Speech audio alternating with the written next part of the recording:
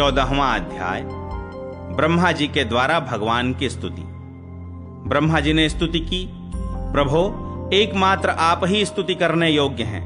मैं आपके चरणों में नमस्कार करता हूं। आपका यह शरीर वर्षाकालीन मेघ के समान श्यामल है। इस पर स्थिर बिजली के समान झिलमिल झिलमिल करता हुआ पीतांबर शोभा पाता है। आपके गले में घुंघची की माला, कानों में मकराकृत कुंडल तथा सिर पर मोर पंखों का मुकुट है। इन सब की कांति से आपके मुख पर अनोखी छटा छिटक रही है। वक्षस्थल पर लटकती हुई वनमाला और नन्ही सी हथेली पर दही भात का कौर, बगल में बेंत और सिंगी तथा कमर की फेंट में आपकी पहचान बताने वाली बांसुरी शोभा पा रही है। आपके कमल से सुकोमल परम सुकुमार चरण और यह गोपाल बालक का सुमधुर वेश, मैं और कुछ नहीं जानता, बस मैं तो इन्हीं चरणों पर निछावर हूं। स्वयं प्रकाश परमात्मन, आपका यह श्री विग्रह भक्त जनों की लालसा अभिलाषा पूर्ण करने वाला है। यह आपकी चिन्मयी इच्छा का मूर्तिमान स्वरूप मुझ पर आपका साक्षात कृपा प्रसाद है। मुझे अनुग्रहित करने के लिए ही आपने इसे प्रकट किया है। कौन कहता है कि यह पंचभूतों की रचना है? प्रभो, यह तो अप्राकृत शुद्ध सत्वमय है। मैं या और कोई समाधि लगाकर भी आपके इस सच्चिदानंद विग्रह की महिमा नहीं जान सकता। फिर आत्मानंदानुभव स्वरूप साक्षात आपकी ही महिमा को तो कोई एकाग्र मन से भी कैसे जान सकता है? प्रभो, जो लोग ज्ञान के लिए प्रयत्न न करके अपने स्थान में ही स्थित रहकर केवल सत्संग करते हैं और आपके प्रेमी संत पुरुषों के द्वारा गाई हुई आपकी लीला कथा का, जो उन लोगों के पास रहने से अपने आप सुनने को मिलती है, शरीर, वाणी और मन से विनयावनत होकर सेवन करते हैं, यहां तक कि उसे ही अपना जीवन बना लेते हैं, उसके बिना जी ही नहीं सकते। प्रभो, यद्यपि आप पर त्रिलोकी में कभी कोई विजय नहीं प्राप्त कर सकता, फिर भी वे आप पर विजय प्राप्त कर लेते हैं। आप उनके प्रेम के अधीन हो जाते हैं। भगवान, आपकी भक्ति सब प्रकार के कल्याण का मूल स्रोत उद्गम है।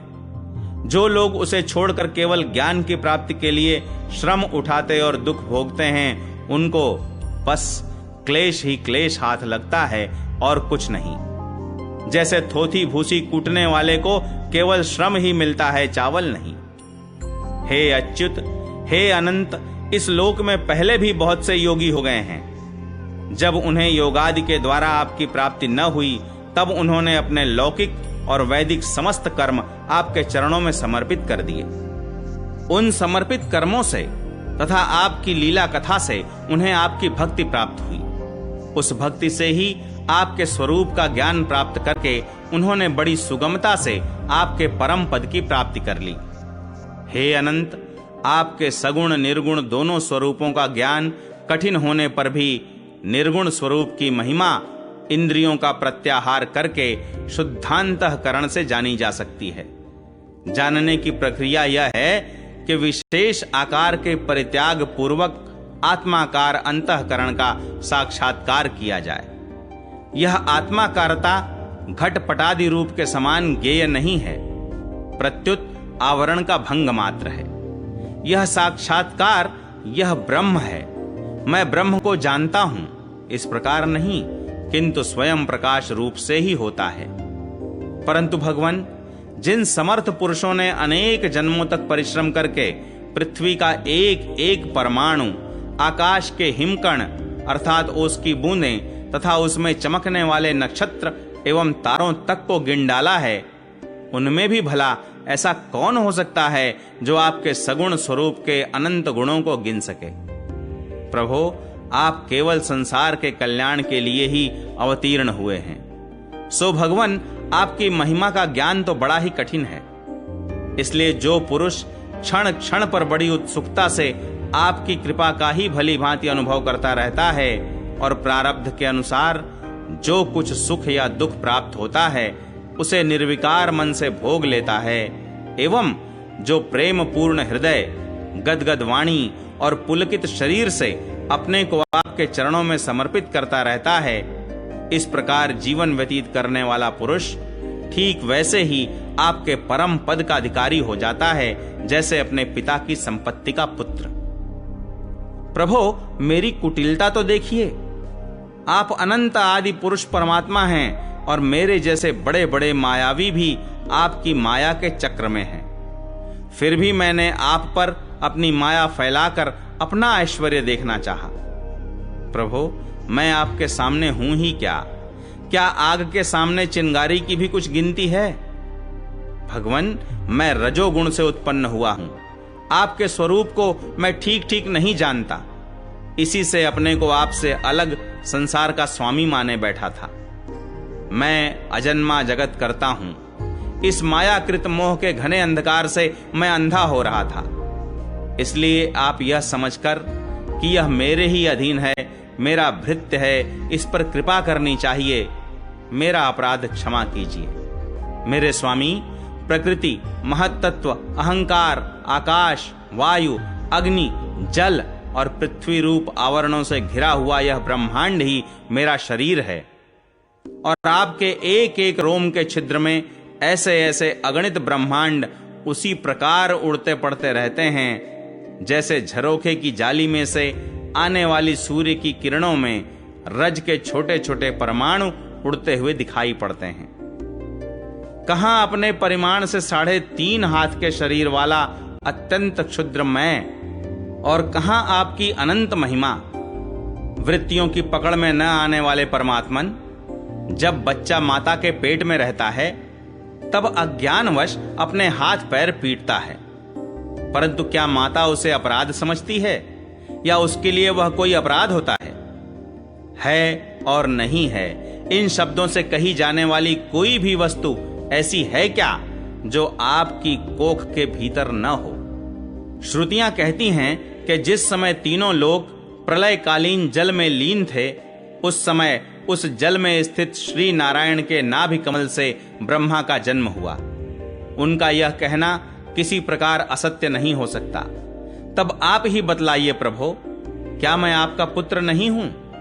प्रभो, आप समस्त जीवों के आत्मा हैं, इसलिए आप नारायण, नार अर्थात जीव और अयन अर्थात आश्रय हैं। आप समस्त जगत के और जीवों के अधीश्वर हैं, इसलिए आप नारायण अर्थात नार, जीव और अयन प्रवर्तक हैं। आप समस्त लोगों के साक्षी हैं, इसलिए भी नारायण, नार अर्थात जीव और अयन अर्थात जानने वाला है। नर से उत्पन्न होने वाले जल में निवास करने के कारण जिन्हें नारायण, नार अर्थात जल और अयन अर्थात निवास स्थान कहा जाता है, वे भी आपके एक अंश ही हैं। वह अंश रूप से दिखना भी सत्य नहीं है, आपकी माया ही है। भगवन, यदि आपका वह विराट स्वरूप सचमुच उस समय जल में ही था तो मैंने उसी समय उसे क्यों नहीं देखा, जबकि मैं कमल नाल के मार्ग से उसे 100 वर्ष तक जल में ढूंढता रहा। फिर मैंने जब तपस्या की तब उसी समय मेरे हृदय में उसका दर्शन कैसे हो गया, और फिर कुछ ही क्षणों में वह पुनः क्यों नहीं दिखा, अंतर्धान क्यों हो गया। माया का नाश करने वाले प्रभु, दूर की बात कौन करे, अभी इसी अवतार में आपने इस बाहर दिखने वाले जगत को अपने पेट में ही दिखला दिया, जिसे देखकर माता यशोदा चकित हो गई थी। इससे यही तो सिद्ध होता है कि यह संपूर्ण विश्व केवल आपकी माया ही माया है। जब आपके सहित यह संपूर्ण विश्व जैसा बाहर दिखता है वैसा ही आपके उदर में भी दिखा, तब क्या यह सब आपकी माया के बिना ही आप में प्रतीत हुआ? अवश्य ही आपकी लीला है। उस दिन की बात जाने दीजिए, आज की ही लीजिए। क्या आज आपने मेरे सामने अपने अतिरिक्त संपूर्ण विश्व को अपनी माया का खेल नहीं दिखलाया है? पहले आप अकेले थे, फिर संपूर्ण ग्वाल बाल, बछड़े और छड़ी छीके भी आप ही हो गए। उसके बाद मैंने देखा कि आपके वे सब रूप चतुर्भुज हैं और मेरे सहित सब के सब तत्व उनकी सेवा कर रहे हैं। आपने अलग अलग उतने ही ब्रह्मांडों का रूप भी धारण कर लिया था, परंतु अब आप केवल अपरिमित अद्वितीय ब्रह्म रूप से ही शेष रह गए हैं। जो लोग अज्ञानवश आपके स्वरूप को नहीं जानते, उन्हीं को आप प्रकृति में स्थित जीव के रूप से प्रतीत होते हैं और उन पर अपनी माया का पर्दा डालकर सृष्टि के समय मेरे ब्रह्मा रूप से, पालन के समय अपने विष्णु रूप से और संहार के समय रुद्र के रूप में प्रतीत होते हैं। प्रभो, आप सारे जगत के स्वामी और विधाता हैं। अजन्मा होने पर भी आप देवता, ऋषि, मनुष्य, पशु पक्षी और जलचर आदि योनियों में अवतार ग्रहण करते हैं, इसलिए कि इन रूपों के द्वारा दुष्ट पुरुषों का घमंड तोड़ दें और सत्पुरुषों पर अनुग्रह करें। भगवन, आप अनंत परमात्मा और योगेश्वर हैं। जिस समय आप अपनी योग माया का विस्तार करके लीला करने लगते हैं, उस समय त्रिलोकी में ऐसा कौन है जो यह जान सके कि आपकी लीला कहां, किस लिए, कब और कितनी होती है। इसलिए यह संपूर्ण जगत स्वप्न के समान असत्य, अज्ञान रूप और दुख पर दुख देने वाला है। आप परमानंद, परम ज्ञान स्वरूप एवं अनंत हैं। यह माया से उत्पन्न एवं विलीन होने पर भी आप में आपकी सत्ता से सत्य के समान प्रतीत होता है। प्रभो, आप ही एकमात्र सत्य हैं, क्योंकि आप सबके आत्मा जो हैं। आप पुराण पुरुष होने के कारण समस्त जन्मादि विकारों से रहित हैं। आप स्वयं प्रकाश हैं, इसलिए देश, काल और वस्तु जो पर प्रकाश हैं, किसी प्रकार आपको सीमित नहीं कर सकते।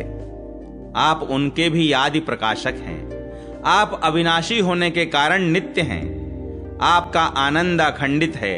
आप में न तो किसी प्रकार का मल है और न अभाव। आप पूर्ण एक हैं। समस्त उपाधियों से मुक्त होने के कारण आप अमृत स्वरूप हैं। आपका यह ऐसा स्वरूप समस्त जीवों का ही अपना स्वरूप है। जो गुरु रूप सूर्य से तत्व ज्ञान रूप दिव्य दृष्टि प्राप्त करके उससे आपको अपने स्वरूप के रूप में साक्षात्कार कर लेते हैं, वे इस झूठे संसार सागर को मानो पार कर जाते हैं। संसार सागर के झूठा होने के कारण इससे पार जाना भी अविचार दशा की दृष्टि से ही है। जो पुरुष परमात्मा को आत्मा के रूप में नहीं जानते, उन्हें उस अज्ञान के कारण ही इस नाम रूपात्मक निखिल प्रपंच की उत्पत्ति का भ्रम हो जाता है, किंतु ज्ञान होते ही इसका आत्यंतिक प्रलय हो जाता है। जैसे रस्सी में भ्रम के कारण ही सांप की प्रतीति होती है और भ्रम के निवृत्त होते ही उसकी निवृत्ति हो जाती है। संसार संबंधी बंधन और उससे मोक्ष, ये दोनों ही नाम अज्ञान से कल्पित हैं। वास्तव में ये अज्ञान के ही दो नाम हैं। ये सत्य और ज्ञान स्वरूप परमात्मा से भिन्न अस्तित्व नहीं रखते। जैसे सूर्य में दिन और रात का भेद नहीं है, वैसे ही विचार करने पर अखंड चित्त स्वरूप केवल शुद्ध आत्म तत्व में न बंधन है और न तो मोक्ष। भगवान, कितने आश्चर्य की बात है कि आप हैं अपने आत्मा, पर लोग आपको पराया मानते हैं, और शरीर आदि हैं पराये, किंतु उनको आत्मा मान बैठते हैं और इसके बाद आपको कहीं अलग ढूंढने लगते हैं। भला अज्ञानी जीवों का यह कितना बड़ा अज्ञान है। हे अनंत, आप तो सबके अंतःकरण में ही विराजमान हैं। इसलिए संत लोग आपके अतिरिक्त जो कुछ प्रतीत हो रहा है, उसका परित्याग करते हुए अपने भीतर ही आपको ढूंढते हैं। क्योंकि यद्यपि रस्सी में सांप नहीं है, फिर भी उस प्रतीयमान सांप को मिथ्या निश्चय किए बिना भला कोई सत्पुरुष सच्ची रस्सी को कैसे जान सकता है। अपने भक्त जनों के हृदय में स्वयं स्फुरित होने वाले भगवान, आपके ज्ञान का स्वरूप और महिमा ऐसी ही है, उससे अज्ञान कल्पित जगत का नाश हो जाता है। फिर भी जो पुरुष आपके युगल चरण कमलों का तनिक सा भी कृपा प्रसाद प्राप्त कर लेता है, उससे अनुग्रहित हो जाता है। वही आपकी सच्चिदानंदमयी महिमा का तत्व जान सकता है। दूसरा कोई भी ज्ञान वैराग्यादि साधन रूप अपने प्रयत्न से बहुत काल तक कितना भी अनुसंधान करता रहे, वह आपकी महिमा का यथार्थ ज्ञान नहीं प्राप्त कर सकता। इसलिए भगवान, मुझे इस जन्म में, दूसरे जन्म में अथवा किसी पशु पक्षी आदि के जन्म में भी ऐसा सौभाग्य प्राप्त हो कि मैं आपके दासों में से कोई एक दास हो जाऊं और फिर आपके चरण कमलों की सेवा करूं। मेरे स्वामी, जगत के बड़े बड़े यज्ञ सृष्टि के प्रारंभ से लेकर अब तक आपको पूर्णतः तृप्त न कर सके, परंतु आपने व्रज की गायों और ग्वालिनों के बछड़े एवं बालक बनकर उनके स्तनों का अमृत सा दूध बड़े उमंग से पिया है। वास्तव में उन्हीं का जीवन सफल है, वे ही अत्यंत धन्य हैं। अहो, नंद आदि व्रजवासी गोपों के धन्य भाग्य हैं। वास्तव में उनका अहो भाग्य है, क्योंकि परमानंद स्वरूप सनातन परिपूर्ण ब्रह्म आप उनके अपने सगे संबंधी और सुहृद हैं। हे अच्युत, इन व्रजवासियों के सौभाग्य की महिमा तो अलग रही।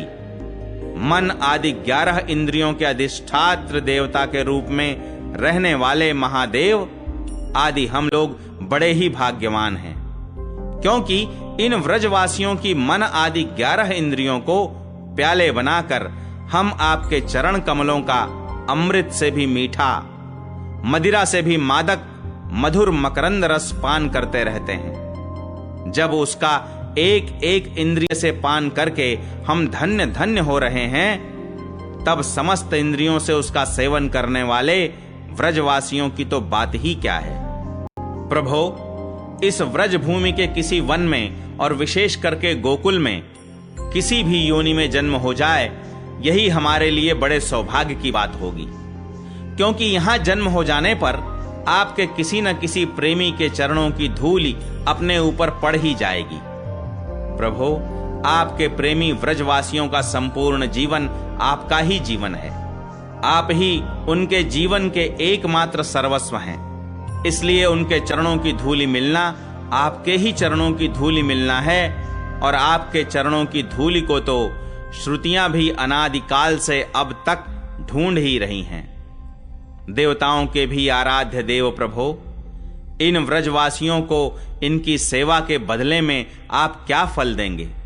संपूर्ण फलों के फलस्वरूप आपसे बढ़कर और कोई फल तो है ही नहीं, यह सोचकर मेरा चित्त मोहित हो रहा है। आप उन्हें अपना स्वरूप भी देकर उऋण नहीं हो सकते, क्योंकि आपके स्वरूप को तो उस पूतना ने भी अपने संबंधियों अघासुर, बकासुर आदि के साथ प्राप्त कर लिया, जिसका केवल वेश ही साध्वी स्त्री का था, पर जो हृदय से महान क्रूर थी। फिर जिन्होंने अपने घर, धन, स्वजन, प्रिय, शरीर, पुत्र, प्राण और मन सब कुछ आपके ही चरणों में समर्पित कर दिया है, जिनका सब कुछ आपके ही लिए है, उन व्रजवासियों को भी वही फल देकर आप कैसे उऋण हो सकते हैं? सच्चिदानंद स्वरूप श्याम सुंदर तभी तक राग, द्वेष आदि दोष चोरों के समान सर्वस्व अपहरण करते रहते हैं, तभी तक घर और उसके संबंधी कैद की तरह संबंध के बंधनों में बांध रखते हैं, और तभी तक मोह पैर की बेड़ियों की तरह जकड़े रखता है, जब तक जीव आपका नहीं हो जाता। प्रभो, आप विश्व के बखेड़े से सर्वथा रहित हैं, फिर भी अपने शरणागत भक्त जनों को अनंत आनंद वितरण करने के लिए पृथ्वी में अवतार लेकर विश्व के समान ही लीला विलास का विस्तार करते हैं। मेरे स्वामी, बहुत कहने की आवश्यकता नहीं। जो लोग आपकी महिमा जानते हैं वे जानते रहें। मेरे मन, वाणी और शरीर तो आपकी महिमा जानने में सर्वथा असमर्थ हैं। सच्चिदानंद स्वरूप श्री कृष्ण आप सबके साक्षी हैं, इसीलिए आप सब कुछ जानते हैं। आप समस्त जगत के स्वामी हैं। यह संपूर्ण प्रपंच आप में ही स्थित है। आपसे मैं और क्या कहूं? अब आप मुझे स्वीकार कीजिए, मुझे अपने लोक में जाने की आज्ञा दीजिए। सबके मन प्राण को अपनी रूप माधुरी से आकर्षित करने वाले श्याम सुंदर, आप यदुवंश रूप कमल को विकसित करने वाले सूर्य हैं। प्रभो, पृथ्वी, देवता, ब्राह्मण और पशु रूप समुद्र की अभिवृद्धि करने वाले चंद्रमा भी आप ही हैं। आप पाखंडियों के धर्म रूप रात्रि का घोर अंधकार नष्ट करने के लिए सूर्य और चंद्रमा दोनों के ही समान हैं। पृथ्वी पर रहने वाले राक्षसों के नष्ट करने वाले आप चंद्रमा, सूर्य आदि समस्त देवताओं के भी परम पूजनीय हैं। भगवान, मैं अपने जीवन भर महाकल्प पर्यंत आपको नमस्कार ही करता रहूं। श्री शुकदेव जी कहते हैं, परीक्षित, संसार के रचयिता ब्रह्मा जी ने इस प्रकार भगवान श्री कृष्ण की स्तुति की। इसके बाद उन्होंने 3 बार परिक्रमा करके उनके चरणों में प्रणाम किया और फिर अपने गंतव्य स्थान सत्यलोक में चले गए। ब्रह्मा जी ने बछड़ों और ग्वाल बालों को पहले ही यथास्थान पहुंचा दिया था। भगवान श्री कृष्ण ने ब्रह्मा जी को विदा कर दिया और बछड़ों को लेकर यमुना जी के पुलिन पर आए, जहां वे अपने सखा ग्वाल बालों को पहले छोड़ गए थे। परीक्षित, अपने जीवन सर्वस्व प्राण वल्लभ श्री कृष्ण के वियोग में यद्यपि 1 वर्ष बीत गया था, तथापि उन ग्वाल बालों को वह समय आधे क्षण के समान जान पड़ा। क्यों न हो, वे भगवान की विश्व मोहिनी योग माया से मोहित जो हो गए थे। जगत के सभी जीव उसी माया से मोहित होकर शास्त्र और आचार्यों के बार बार समझाने पर भी अपने आत्मा को निरंतर भूले हुए हैं। वास्तव में उस माया की ऐसी ही शक्ति है। भला उससे मोहित होकर जीव यहां क्या क्या नहीं भूल जाते हैं। परीक्षित, भगवान श्री कृष्ण को देखते ही ग्वाल बालों ने बड़ी उतावली से कहा, भाई, तुम भले आए, स्वागत है स्वागत। अभी तो हमने तुम्हारे बिना एक कौर भी नहीं खाया है। आओ, इधर आओ, आनंद से भोजन करो। तब हंसते हुए भगवान ने ग्वाल बालों के साथ भोजन किया और उन्हें अघासुर के शरीर का ढांचा दिखाते हुए वन से व्रज में लौट आए। श्री कृष्ण के सिर पर मोर पंख का मनोहर मुकुट और घुंघराले बालों में सुंदर सुंदर महंग महंग महकते हुए पुष्प गुंथ रहे थे। नई नई रंगीन धातुओं से श्याम शरीर पर चित्रकारी की हुई थी। वे चलते समय रास्ते में उच्च स्वर से कभी बांसुरी, कभी पत्ते और कभी सिंगी बजाकर वाद्योत्सव में मग्न हो रहे हैं।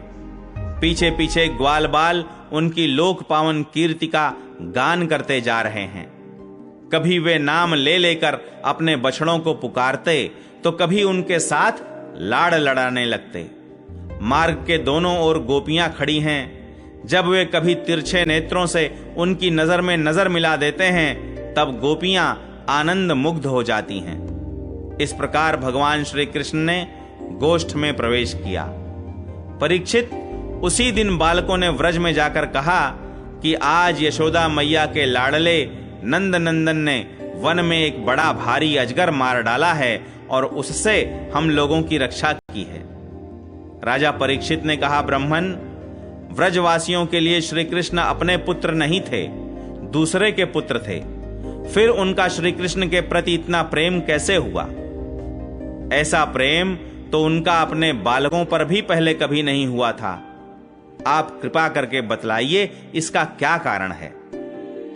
श्री शुकदेव जी कहते हैं, राजन, संसार के सभी प्राणी अपने आत्मा से ही सबसे बढ़कर प्रेम करते हैं। पुत्र से, धन से या और किसी से जो प्रेम होता है, वह तो इसलिए कि वे वस्तुएं अपने आत्मा को प्रिय लगती हैं। राजेंद्र, यही कारण है कि सभी प्राणियों का अपनी आत्मा के प्रति जैसा प्रेम होता है, वैसा अपने कहलाने वाले पुत्र, धन और गृह आदि में नहीं होता।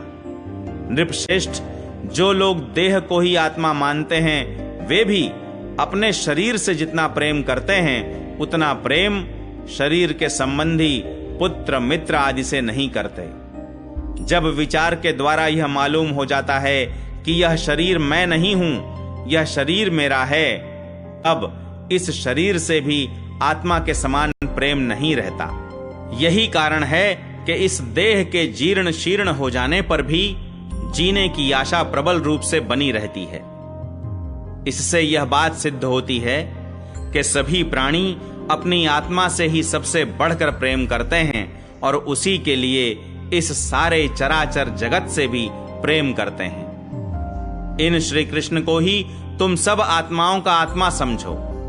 संसार के कल्याण के लिए ही योग माया का आश्रय लेकर वे यहां देहधारी के समान जान पड़ते हैं। जो लोग भगवान श्री कृष्ण के वास्तविक स्वरूप को जानते हैं, उनके लिए तो इस जगत में जो कुछ भी चराचर पदार्थ हैं अथवा इससे परे परमात्मा, ब्रह्म, नारायण आदि जो भगवत स्वरूप हैं, सभी श्री कृष्ण स्वरूप ही हैं। श्री कृष्ण के अतिरिक्त और कोई प्राकृत अप्राकृत वस्तु है ही नहीं। सभी वस्तुओं का अंतिम रूप अपने कारण में स्थित होता है। उस कारण के भी परम कारण हैं भगवान श्री कृष्ण। तब भला बताओ किस वस्तु को श्री कृष्ण से भिन्न बतलाएं? जिन्होंने पुण्य कीर्ति मुकुंद मुरारी के पद पल्लव की नौका का आश्रय लिया है, जो कि सत्पुरुषों का सर्वस्व है, उनके लिए यह भव सागर बछड़े के खुर के गढ़े के समान है। उन्हें परम पद की प्राप्ति हो जाती है और उनके लिए विपत्तियों का निवास स्थान यह संसार नहीं रहता। परीक्षित, तुमने मुझसे पूछा था कि भगवान के 5वें वर्ष की लीला ग्वाल बालों ने 6ठे वर्ष में कैसे कही। उसका सारा रहस्य मैंने तुम्हें बतला दिया।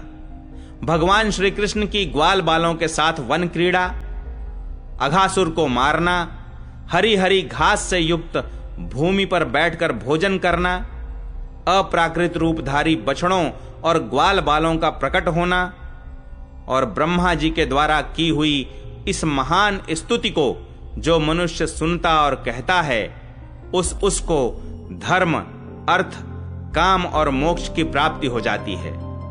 परीक्षित, इस प्रकार श्री कृष्ण और बलराम ने कुमार अवस्था के अनुरूप आंख मिचौनी, सेतु बंधन, बंदरों की भांति उछलना कूदना आदि अनेकों लीलाएं करके अपनी कुमार अवस्था व्रज में ही त्याग दी।